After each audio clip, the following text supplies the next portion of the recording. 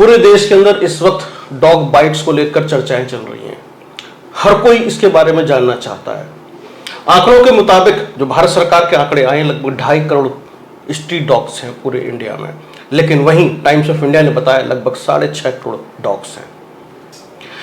हर रोज कोई ना कोई पिक्चर आती है जो हमें सोचने पर मजबूर करती है। कोई तड़प तड़प के मर रहा है, कोई डॉग्स की तरह बिहेव करके मर रहा है। इसकी वजह है रेबीज, और रेबीज का कोई इलाज नहीं है, यदि हो जाता है तब। इसी पर पूरी चर्चा करेंगे डॉक्टर बीपी त्यागी के साथ में और समझेंगे आखिरकार आप रेबीज से कैसे बच सकते हैं। डॉक्टर बीपी त्यागी, आपका स्वागत है। पहला सवाल सीधा, कैसे डॉग्स ने काट लिया या बिल्ली ने काट लिया? जैसे मेरे पास में एक बिल्ली थी, मैं उसको पाल रहा था, स्ट्रीट डॉग्स ने उस पर हमला किया, उसको जख्मी कर दिया, मैं उसको उठा के लाया, मेरे पूरी शर्ट पर ब्लड लग गया, हाथों ब्लड लगा, तो क्या मुझे भी रेबीज हो सकता है?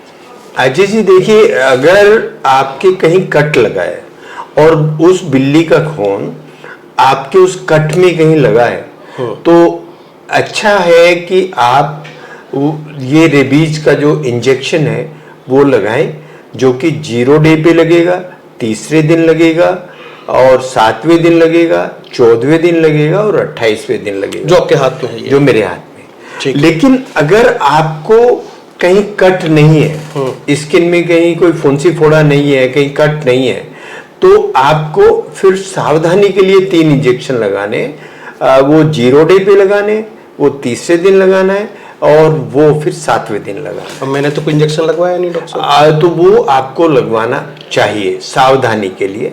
ठीक है। अब बात आती है कि जो डॉग्स हैं, स्ट्रे डॉग्स हैं, और जो कैट हैं, जो चमगादड़ हैं, जो चूहे हैं, वो अगर काटते हैं तो क्या करें?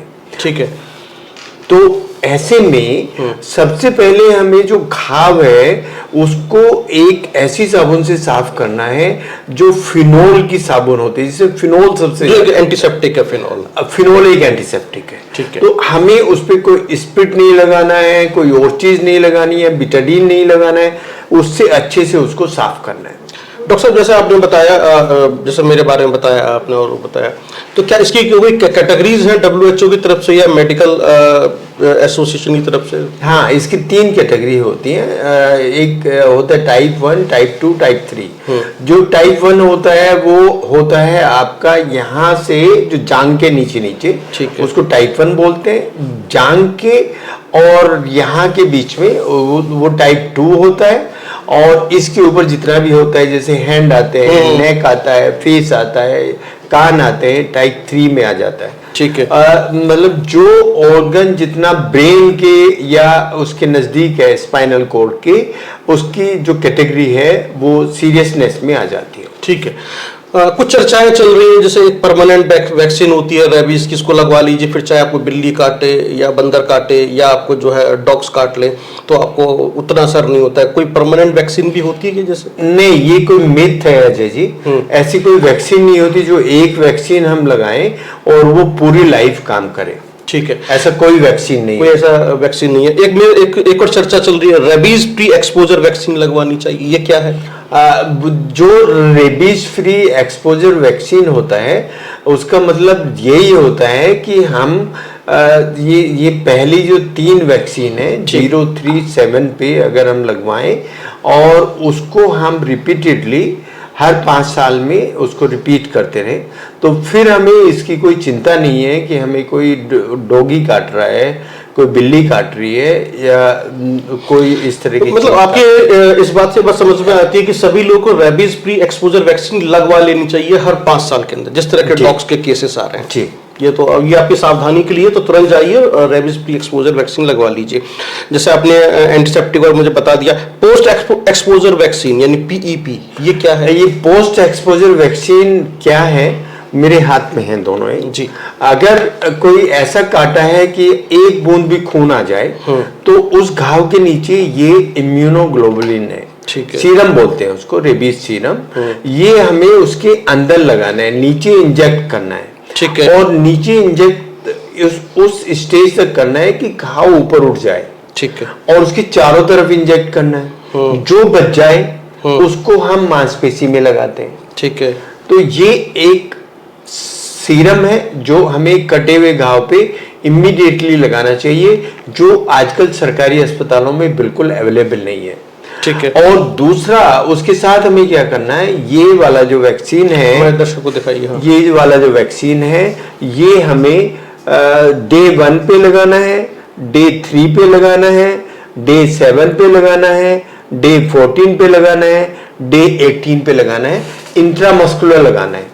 और इसमें खास बात ये है कि भले ही कोई 1 साल का बच्चा हो, डोज पूरी लगेगी, बीच में गैप नहीं होना है, बीच में गैप नहीं होना है। हाँ, अगर बीच में गैप हो गया तो रिस्क है। हाँ, भले ही 1 साल का बच्चा हो, भले ही 80 साल का हो, ठीक है, ये डोज का है, फिक्स है, कोई वेट वगैरह का कोई इसमें वो नहीं है कि कोई 80 किलो का है, कोई 6 किलो का है, उससे भी कोई मतलब नहीं है इसका।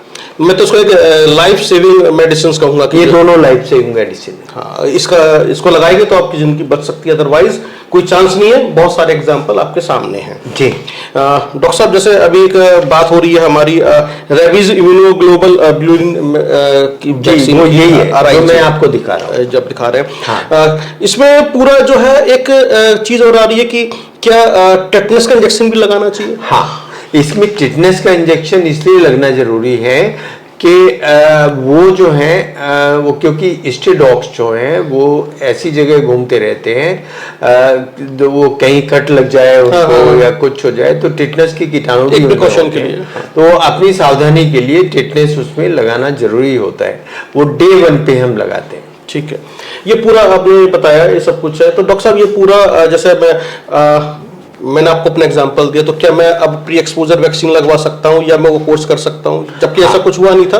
वो कोर्स आपको करना है, फिर भी आपको 3 वैक्सीन लगवानी है, 0 डे, 3 एंड 7। नहीं, जैसे वो उस कैट को जो है उस एक्सीडेंट हुए लगभग 15-20 दिन से ऊपर हो, अभी मैं लगवा सकता हूँ? जी, ठीक है। वो हमेशा देखिए, डे 1 पे लगवा लेते बहुत अच्छा था, ठीक है, लेकिन अब लगवा लेंगे वो भी अच्छा है। ठीक है, वो गोल्डन पीरियड था, लेकिन अभी भी हमें लगवाना चाहिए। तो मैं आज जरूर लगवा के जाऊंगा डॉक्टर साहब से वो वैक्सीन। डॉक्टर साहब, ऐसे पूरे उसमें जो है चलते चलते मैं समझना चाहता हूँ, जिस तरीके से गोवा जो है रेबीज कंट्रोल स्टेट है, फ्री नहीं है, कंट्रोल्ड है। बाकी दिल्ली, असम, पुडुचेरी और आंध्र प्रदेश जो है फ्री, रेबीज फ्री का स्टेट पूरी तरह से नहीं मिला है। तो आखिरकार क्या होना चाहिए कि ये जैसे दिल्ली है और ये बाकी के अपने वो गाजियाबाद है, दिल्ली एनसीआर है, ये रेबीज फ्री में आ जाएं? देखिए अजय जी, जो भी जीव इस पृथ्वी पर आया है उसको जीने का अधिकार है। इवन माननीय सुप्रीम कोर्ट भी ये बोलते हैं कि हम कोई जीव हत्या नहीं कर सकते। ठीक है, वो क्योंकि उनका भी अपना एक उनकी जो लाइफ मिली है, उनको भगवान ने दी है, उसको रखने का हक है, और उसको जो फीड करना या उसको रखना वो सब गवर्नमेंट के अधीन आता है, हमारा भी और जीवों का भी। तो आइडियली तो गवर्नमेंट को जो स्टे डॉग्स हैं उन या जो बिल्ली हैं इस तरह की, उनको वैक्सीनेट करना चाहिए और टैक्स पालने चाहिए कि वैक्सीनेटेड है। और उसमें वो हर साल वैक्सीनेशन उनका होता है। जो डॉग हैं उनका वैक्सीनेशन होता है 3 महीने पे, 1 साल पे, और 6 से 7 साल उनकी उम्र होती है। तो हर साल अगर हो जाए तो अच्छा है, अदरवाइज 3 साल हो जाए, 6 साल हो जाए, तो इतना कम से कम होना चाहिए। यानी कि नगर निगम की लापरवाही है। नगर निगम इसको लेकर काम करता है, वैक्सीनेशन करता है डॉग्स के लिए, स्ट्रीट डॉग्स के लिए, या हम जिनको हम कहते हैं कैट्स के लिए। और ये डोमेस्टिक एनिमल्स है, तो यहाँ सामुदायिक जीवन ये बहुत ही हैरान कर देने वाली बात है डॉक्टर साहब। जो डॉग्स कभी हम पे हमला नहीं करते थे, एग्रेसिव नहीं होते थे, हमारे साथ रहते थे, आज वो हम पे हमला कर रहे हैं। वो एग्रेसिव इसलिए हो रहे हैं, इसको मैं एक मिनट में बता देता हूँ कि एक तो एनसीआर में पोल्यूशन बहुत ज्यादा है। जिस शहर में पोल्यूशन ज्यादा होगा तो उनकी स्निफिंग पावर बहुत तेज होती है, तो वो जो पोल्यूशन है वो उनको इरिटेट करता है, चिड़चिड़े हो रहे हैं। नंबर 2, उनको इतनी गर्मी में या ह्यूमिडिटी में पानी नहीं मिल रहा है, उनको खाना नहीं मिल रहा है। और कुछ लोग डंडे लेके बाहर जाते हैं, खाना तो अलग, अगर वो सामने पड़ जाए तो उनको डंडे से मारते हैं। 2 चीजें आ गई, ये 3 चीजें आ गई। पानी नहीं मिल रहा है, खाना नहीं मिल रहा है, उनकी पिटाई करते हैं लोग। यस, यानी कि उनको फूड नहीं मिल रहा है जिसमें खाना पानी दोनों शामिल है, और दूसरा जो बता रहे हैं कि उनको जो है दुर्व्यवहार, मारना, दुर्व्यवहार उसमें से वो एग्रेसिव हो रहे हैं। बाकी जो हम सुनते हैं प्रजनन काल में वो झुंड बना के रहते हैं, अपने जगह की रक्षा करते हैं, वो सब कुछ उसके अंदर हो रहा है। तो डॉक्टर साहब, ये आपने एक तरीके से बता दिया, दिल्ली एनसीआर के एटमॉस्फेयर की वजह से वो बीमार हैं, चिड़चिड़े हैं, चिड़चिड़े सब कुछ हो रहा है।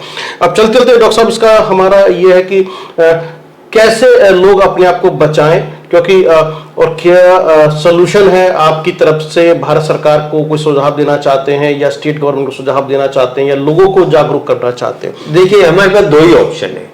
या तो जो हमारी गवर्नमेंट्स हैं वो इनको इम्यूनाइज करें, जितने भी स्टे डॉग्स हैं या कैट वगैरह हैं, या फिर इतनी ये सीरम और ये वैक्सीन अवेलेबल कराएं अपने अस्पतालों में कि अगर किसी को काटा जाए तो इमीडिएटली उसको ये वैक्सीन लग जाए और सीरम लग जाए।